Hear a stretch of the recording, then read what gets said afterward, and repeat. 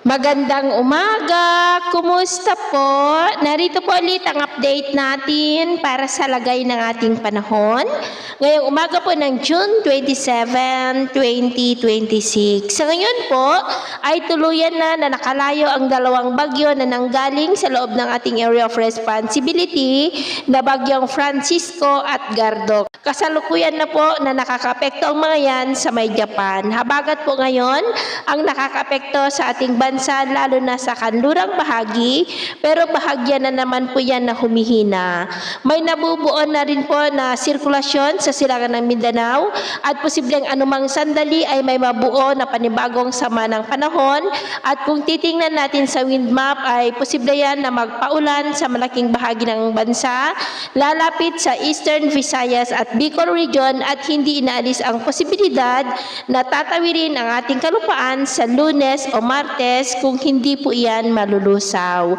At ito nga pong pinapakita ng forecast model natin pong ginagamit hanggang po sa susunod na 2 linggo. At sa lagay po ng ating panahon, ngayong madaling araw ay may mga isolated rain sa ilang bahagi ng Batanes, Babuyan Island, Zambales, Bataan, Metro Manila, Rizal, Cavite, Oriental Mindoro, Marinduque, southern part ng Quezon, Bicol, Northern Samar, ilang bahagi po ng Leyte, Guindulman, Bogo, Dinagat Island, Zamboanga del Sur, Lanao del Norte at Tawi-Tawi. At mamaya po ay sisikat ang araw sa malaking bahagi ng bansa.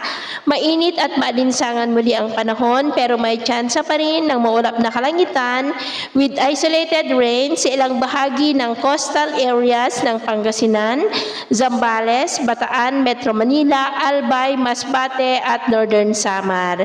At mamayang hapon, posible muli ang cloudy skies with isolated rain sa ilang bahagi po ng ating bansa.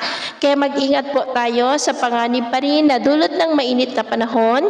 Ganun na rin po sa mga banta ng mga pagbaha at pagguho ng lupa. At sa atin naman pong mga baybayin, wala naman na po tayong nakataas na anumang gale warning signals, pero ba yung pag-ingat lamang po kung papalaot tayo para po mas makaiwas sa mga sakunang pangkaragatan.